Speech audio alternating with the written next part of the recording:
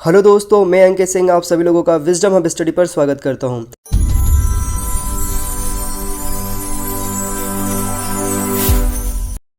भूगोल का जनक किसे कहा जाता है?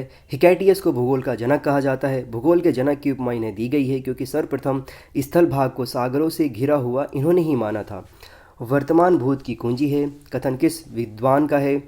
तो जेम्स हट्टन का यह कथन है। स्कॉटलैंड के भूविज्ञानी जेम्स हट्टन का दृढ़मत था कि जिन प्रक्रमों से पृथ्वी को अब तक बदला गया है वे ही अब तक भी इसे बदल रहे हैं, अर्थात भूत की कुंजी है, अर्थात वर्तमान भूत की कुंजी है। रुको और जाओ नियतिवाद की विचारधारा के प्रतिपादक कौन थे?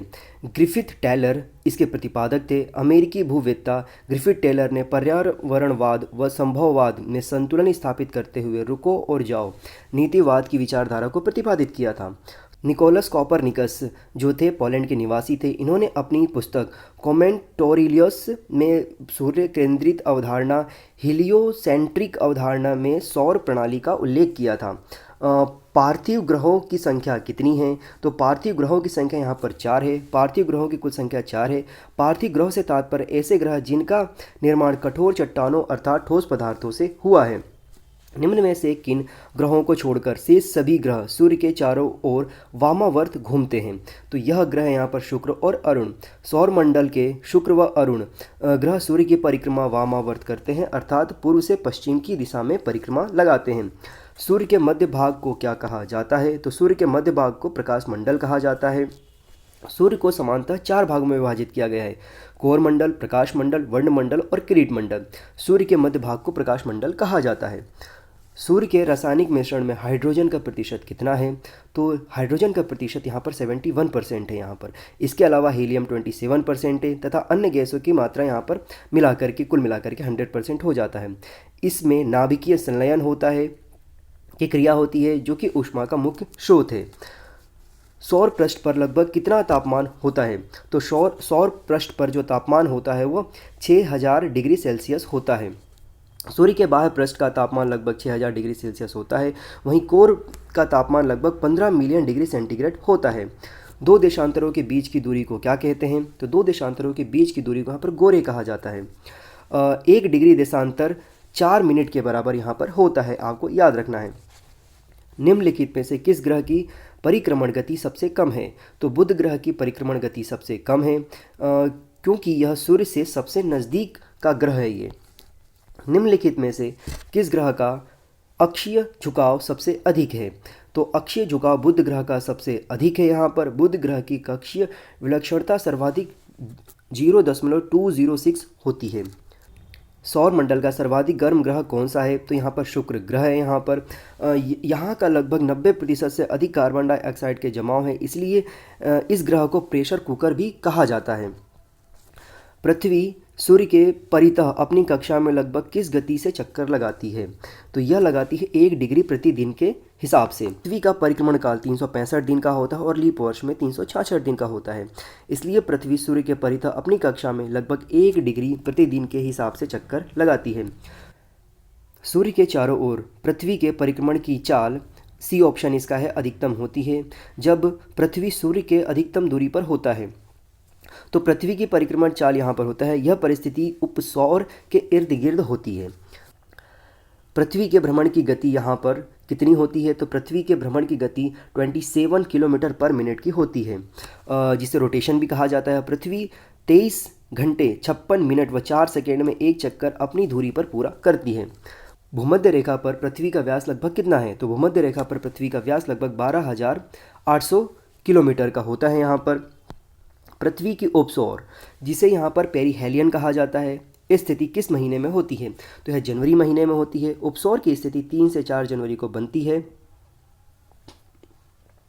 जब पृथ्वी व सूर्य की औसत दूरी कम होती है, लगभग 14.60 करोड़ किलोमीटर की हो जाती है। यहाँ पर पृथ्वी अपने अक्ष पर किस तरफ घूमती है? तो पृथ्वी अपने अक्ष पर पश्चिम से पूर्व की तरफ घूमती है, जिसकी वजह से यहाँ पर दिन और रात होते हैं। पृथ्वी सूर्य से किस तारीख को अधिकतम दूरी पर होती है? तो यह 4 जुलाई को सबसे अधिकतम दूरी पर होती है। पृथ्वी व सूर्य के बीच अधिकतम दूरी 3 व 4 जुलाई का जो मध्य का समय काल होता है, या तो 3 को या 4 को यह होती है। इस स्थिति को अपसौर कहा जाता है और पास की स्थिति को उपसौर कहा जाता है। सूर्य के अतिरिक्त निकटतम सितारे से प्रकाश पृथ्वी पर पहुंचने में कितना समय लेता है? तो ये 4.2 वर्ष का समय लेता है। इक्विनॉक्स का तात्पर्य वह तिथि है जब दिन और रात समान अवधि के होते हैं। विषुव की स्थिति 21 मार्च व 23 सितंबर को घटित होती है। इस स्थिति में 12-12 घंटे के दिन व रात होते हैं। दक्षिणी गोलार्ध में सबसे लंबा दिन कब होता है? तो दक्षिणी गोलार्ध में सबसे लंबा दिन 22 दिसंबर को होता है। दक्षिणी गोलार्ध में 22 दिसंबर को होता है क्योंकि इस दिन मकर रेखा पर सूर्य की किरणें सीधे लंबवत पड़ती हैं। निम्नलिखित में से कौन सा तारा पृथ्वी के सर्वाधिक समीप है? तो सूर्य तारा जो है पृथ्वी के सबसे सर्वाधिक करीब है यहाँ पर। यदि पृथ्वी एवं अंतरिक्ष के बीच से वायुमंडल को हटा दिया जाए, ऐसा माना जाए, तो आसमान का रंग कैसा होगा? तो आसमान का रंग यहाँ पर काला हो जाएगा, क्योंकि मध्यम न होने के कारण प्रकाश की किरणें परिवर्तित नहीं हो पाती है। निम्नलिखित में से किस ग्रह का औसत घनत्व सबसे अधिक है? तो पृथ्वी का यहाँ पर औसत घनत्व सबसे अधिक है, क्योंकि पृथ्वी जो है पार्थिव पदार्थों से मिलकर के बनी हुई है। किसने सबसे पहले पृथ्वी की परिधि को मापा था? तो यहाँ पर इरेस्टोस्थनीज ने सबसे पहले पृथ्वी की परिधि को मापा था और बताया था कि परिधि जो है 40,075 किलोमीटर की होती है। पृथ्वी के अतिरिक्त किस ग्रह का पर वायुमंडल पाया जाता है? तो पृथ्वी के अतिरिक्त यहाँ पर मंगल ग्रह पर वायुमंडल पाने की संभावना व्यक्त की गई है। सौर मंडल का सबसे बड़ा उपग्रह निम्नलिखित में से कौन सा है? तो सौर मंडल का सबसे बड़ा उपग्रह जो है वो गैनीमीड है, और यह जो है यहाँ पर बृहस्पति का यह उपग्रह है जो कि पीले रंग का दिखाई देता है। नासा के किसी से संबंधित मिशन का नाम जूनो है। तो ये जो बृहस्पति ग्रह के बारे में बताया गया है। नासा के किससे संबंधित मिशन का नाम जूनो है? तो इसका ऑप्शन सी है। नासा के जूनो अभियान बृहस्पति के बारे में अध्ययन हेतु प्रारंभ किया गया था। सौर मंडल के सबसे बड़े उपग्रहों में से एक है टाइटन।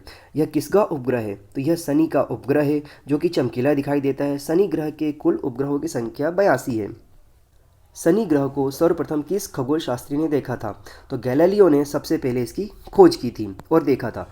सौर मंडल का सबसे कम घनत्व वाला ग्रह कौन सा है? तो यह ग्रह यहाँ पर शनि। शनि का घनत्व सबसे कम है। यह एक जोवियन ग्रह है जो कि गैस व धूल कणों से मिलकर के बना है। यूरेनस की खोज किसने की थी? तो यूरेनस की खोज यहाँ पर हर्शेल ने किया था और यूरेनस को सौर मंडल का 7वां ग्रह के रूप में माना था। अपनी धुरी पर सूर्य की ओर अधिक झुकाव के कारण निम्न में से कौन सा ग्रह लेटा हुआ ग्रह के रूप में उपनाम से जाना जाता है? तो यह ग्रह है यहाँ पर अरुण। यह लेटा हुआ प्रतीत होता है। इसका झुकाव सबसे अधिक माना गया है। पूर्ण सूर्य ग्रहण के दौरान सूर्य का कौन सा भाग दिखाई देता है? तो किरीट दिखाई देता है यहाँ पर, जो कि बाह्य परत के रूप में जाना जाता है। यह किरीट या कोरोना के रूप में भी जाना जाता है। यहाँ पर डायमंड रिंग बनती है जो कि बहुत ही अधिक चमकीला होता है। किस गैस की उपस्थिति के कारण वरुण ग्रह हरे रंग का दिखाई देता है? तो यह गैस यहाँ पर मीथेन। वरुण ग्रह पर मीथेन की अधिकता पाई जाती है जो कि इसके हरे रंग का कारण होता है। यहाँ पर मीथेन गैस के बादल बनते हैं। डायमंड रिंग की घटना होती है। तो डायमंड रिंग की जो घटना है वहाँ पर सूर्य ग्रहण के दौरान होती है। यहाँ पर पूर्ण सूर्य ग्रहण के दौरान यह सूर्य के अंधेरे में डूब जाने के कारण इसके किनारे पर इस प्रकार का एक रिंग दिखाई देता है जिसे मोतियों की माला भी कहा जाता है।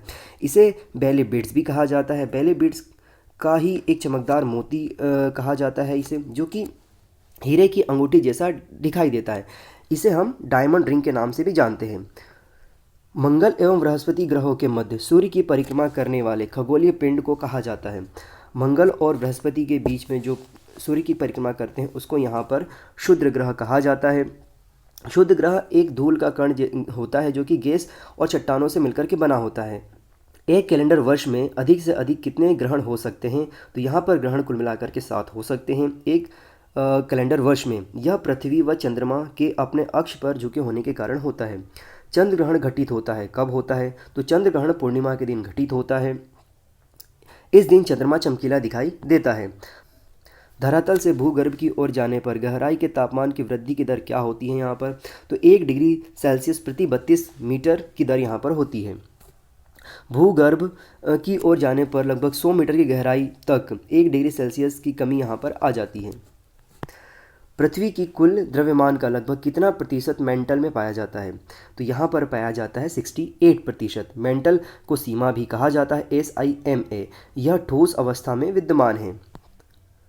पृथ्वी के धरातल के कितने प्रतिशत भाग पर महाद्वीपों का विस्तार पाया जाता है? तो यहाँ पर पाया जाता है 29.2% भाग पर महाद्वीप है, तथा 70.80% पर यह जल भाग से घिरा हुआ महासागरों के माध्यम से है।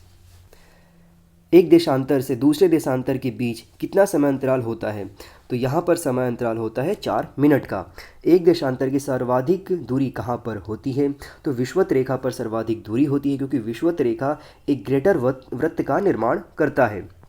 ग्रीनविच रेखा से तात्पर्य क्या है? तो ग्रीनविच रेखा से तात्पर्य 0 डिग्री देशांतर है, जो कि इंग्लैंड का एक जगह है ग्रीनविच, वहाँ से इसका मापन किया जाता है।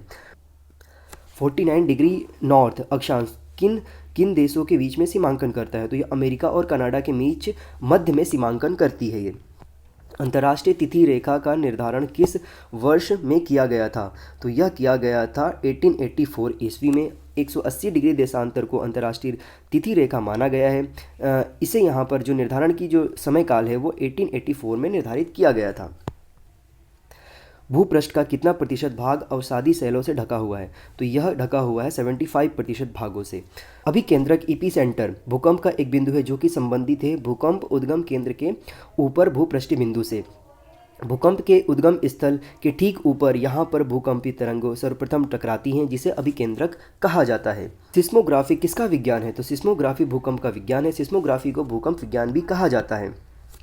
अग्निवलय सर्कल ऑफ फायर प्रशांत महासागर के उस विशाल क्षेत्र को कहते हैं जहां पर कुल भूकंप का कितना प्रतिशत क्षेत्र आता है? तो यहां पर कुल मिलाकर 68% क्षेत्र आता है। इसे रिंग ऑफ फायर भी कहा जाता है।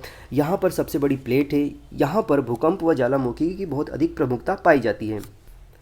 निम्नलिखित में से किसे प्रकृति का सुरक्षा वाल्व कहा जाता है? तो ज्वालामुखी को सुरक्षा वाल्व कहा जाता है। पहले अश्रु की उत्पत्ति कब होती है? तो इसकी उत्पत्ति ज्वालामुखी के समय होती है। पेप पॉट के विषय में कौन सा कथन सत्य है? तो पेप पॉट के विषय में तीनों कथन सत्य है। वो तीनों कथन कौन कौन से हैं? ज्वालामुखी क्षेत्र का एक क्षेत्र जिससे गर्म एवं गहरे गैस रंग का द्रव कीचड़ बाहर निकलता है। इसके साथ यहाँ पर सामान्यतः गैसें पाई जाती है। पेप पॉट USA के येलोस्टोन नेशनल पार्क में पाए जाते हैं। मौना लोया उदाहरण है किस प्रकार का? तो मौना लोया जो दो उदाहरण है वो सक्रिय ज्वालामुखी का है। सक्रिय ज्वालामुखी वह है जो लगातार अपने छिद्र में गर्म व तप्त मैग्मा बाहर निकालता रहता है। निम्नलिखित में से कौन सा विश्व का सबसे ऊंचा ज्वालामुखी पर्वत है? तो यह यहाँ पर माउंट कैटोपैक्सी विश्व का सबसे ऊंचा ज्वालामुखी पर्वत है, जो कि एडिस पर्वत में स्थित है। 10,000 धुआंओं की घाटी अ वैली ऑफ स्मोक किसे कहा जाता है या कहाँ पाई जाती है? तो यह अलास्का में पाई जाती है, जहाँ पर लगातार गैसों के गुब्बार निकलते रहते हैं वाष्प के रूप में। नवीनतम पर्वतमाला किसे कहा गया है? यहाँ पर तो यूराल को नवीनतम पर्वतमाला कहा गया है। निम्नलिखित में से किस स्थल को सभ्यता का पालना कहा जाता है? तो मैदानी भाग को यहाँ पर सभ्यता का पालना कहा जाता है। वो इसलिए कहा जाता है क्योंकि यहाँ पर आसानी से मानवीय गतिविधियाँ सुनिश्चित हो जाती है। यहाँ पे नदी होती है, उपजाऊ भूमि होती है, जिससे यहाँ पर मानव की जो गतिविधियाँ हैं वो अच्छे तरीके से संचालित हो जाती है। वायुमंडल का सर्वाधिक स्थायी तत्व कौन सा है? तो वायुमंडल का सर्वाधिक स्थायी तत्व जो है यहाँ पर कार्बन डाइऑक्साइड है। ऐसा इसलिए क्योंकि इसका विघटन बहुत अधिक समय में होता है। हवाई जहाज़ प्रायः किस मंडल में उड़ते हैं? तो हवाई जहाज़ प्रायः समताप मंडल में उड़ते हैं यहाँ पर। ऐसा इसलिए होता है क्योंकि यहाँ पर चक्रवाती दशाओं का अभाव होता है और सामान्यतः शांत हवाएं यहाँ पर रहती हैं, इसलिए यह वायुमंडल के सबसे उपयुक्त स्थान होता है उड़ने के लिए। समुद्र तल पर औसत वायुदाब कितना होता है? जो समुद्र तल पर औसत वायुदाब जो होता है वो 1013.25 मिली बार होता है। गरजती चालीसा, प्रचंड पचासा एवं चीखता साठा क्या है? तो दक्षिणी गोलार्ध में बहने वाली पश्चिमी पवनें हैं ये। भयंकर पचासा चलते हैं, तो भयंकर पचासा 50 डिग्री दक्षिणी अक्षांश पर चलते हैं ये। निम्नलिखित में से कौन सा सही सुमेलित नहीं है? खमसीन मिस्र में, चिनूक चीन में, सिराको इटली में, गिबिली लीबिया में। तो इसमें से चिनूक चीन में यह गलत है। यह अमेरिका में इस प्रकार की हवाएं चलती हैं। चक्रवातों की उत्पत्ति से संबंधित भंवर सिद्धांत के प्रतिपादक कौन हैं? तो नेपियर शाह इसके संपादक हैं। टॉर्नेडो क्या है? तो टॉर्नेडो की अगर हम बात करें तो यह एक अति निम्न दाब केंद्र है। ये यह स्थल व जल दोनों स्थानों पर उद्भव हो सकते हैं इसके। चक्रवात कब होता है? तो चक्रवात जब केंद्र में निम्न दाब और चारों ओर उच्च दाब होता है तब चक्रवात की उत्पत्ति होती है। रेगिस्तानों में बादल नहीं बरसते हैं, ऐसा क्यों होता है? तो निम्न आर्द्रता के कारण ऐसा होता है, किंतु रेगिस्तानों में आर्द्रता की कमी से यहाँ पर वर्षण नहीं होती है। निम्नलिखित में से किस क्षेत्र में सालों भर वर्षा होती है? तो यहाँ पर भूमध्य रेखा में साल भर वर्षा होती है। यहाँ इसलिए होता है कि ताप व आर्द्रता के अधिकतम होने के कारण यहाँ पर लगातार वर्षण होने की संभावना बनी रहती है। समान वर्षा की मात्रा वाले स्थानों को मिलाने वाली रेखा को क्या कहा जाता है? तो यहाँ पर कहा जाता है आइसोहाइट। बादल फटने या क्लाउड बर्स्ट की घटना कब होती है या इसका क्या अर्थ होता है? तो इसका अर्थ होता है भारी तूफान के साथ असाधारण रूप से भारी वर्षा का होना। निम्नलिखित में से कौन सी एक झील तंजानिया एवं युगांडा के बीच में अंतर्राष्ट्रीय सीमा बनाती है? तो उसका नाम है यहाँ पर विक्टोरिया, जो कि अंतर्राष्ट्रीय सीमा का निर्धारण करती है। क्षेत्रफल और आयतन के आधार पर विश्व की सबसे बड़ी झील कौन सी है? तो वह झील है यहाँ पर कैस्पियन सागर, जो कि विश्व की सबसे बड़ी झील है। यह यूरोप का सबसे निम्नतम बिंदु पर स्थित है। ये पनामा नहर किन दो महासागरों को जोड़ती है? तो पनामा नहर जो है प्रशांत महासागर और अटलांटिक महासागर को जोड़ती है। यह उत्तर अमेरिका व दक्षिणी अमेरिका के महाद्वीपों को जोड़ने का कार्य करती है। इसका निर्माण 1914 में किया गया था। स्वेज नहर के उत्तर सिरे पर कौन सा पत्तन स्थित है? कोलोन पत्तन स्थित है। यह नहर अफ्रीका, यूरोप व एशिया को जोड़ने का कार्य करती है। कील नहर किन किन महासागरों को जोड़ती है, किन किन स्थानों को जोड़ती है? तो उत्तरी सागर को बाल्टिक सागर से यह जोड़ती है। यह यूरोप में स्थित है। पनामा नहर का निर्माण कब किया गया था? तो पनामा नहर का निर्माण किया गया था 1914 में। किन महाद्वीप को श्वेत महाद्वीप के नाम से भी जाना जाता है? तो यहाँ पर अंटार्कटिका को यहाँ पर श्वेत महाद्वीप के नाम से जाना जाता है, क्योंकि वर्ष भर हिम से आच्छादित रहती है। कॉन्टिनेंट ऑफ कॉन्ट्रास्ट किसे कहते हैं? तो एशिया को कहा जाता है। यहाँ पर एवरेस्ट 8,848 मीटर तथा मृत सागर 400 मीटर नीचे है। निम्नलिखित में से किस महाद्वीप को विकास की अधिक संभावनाओं की विद्यमता के कारण भविष्य का भंडार ग्रह कहा जाता है? तो ये कहा जाता है एशिया को। यूरोप महाद्वीप का सर्वोच्च शिखर कौन सा है? तो यूरोप महाद्वीप का सर्वोच्च शिखर माउंट एल्ब्रूस है, जो कि अल्पामास माउंटेन श्रेणी में आता है। किस महाद्वीप को पठारी महाद्वीप भी कहा जाता है? तो एशिया को पठारी महाद्वीप कहा जाता है। दक्षिण गंगोत्री कहाँ स्थित है? दक्षिण गंगोत्री अंटार्कटिका में स्थित है, जो कि भारत का एक शोध केंद्र है। सन सिटी अवस्थित है कहाँ पर? तो सन सिटी अवस्थित है दक्षिण अफ्रीका में। कौन सा देश सबसे ज़्यादा द्वीपों से मिलकर के बना हुआ है? तो इंडोनेशिया है, जो कि सबसे अधिक द्वीपों से मिलकर के बना हुआ है। इंडोनेशिया, सुमात्रा, जावा, बाली इन द्वीपों से मिलकर के बना हुआ है। भारत का सबसे बड़ा द्वीप कौन सा है? भारत का सबसे बड़ा द्वीप मध्य अंडमान है, जो कि बंगाल की खाड़ी में स्थित है। शिकाकू द्वीप के स्वामित्व का विवाद किन दो देशों के बीच में है? तो चीन और जापान के बीच में यह विवाद का कारण है, जो कि प्रशांत महासागर में स्थित है। वी आकार की घाटी किससे बनती है? तो वी आकार की घाटी नदियों से बनती है। नदी द्वारा अपनी युवावस्था में घाटी गर्तन के द्वारा अपर्दन के कारण इसका निर्माण होता है। इसी प्रकार की वीडियोस को आप देखने के लिए, सुनने के लिए आप मेरे विजडम हब के यूट्यूब चैनल से जुड़े रहिए। चलिए फिर से मुलाकात होगी। जय हिंद, जय भारत।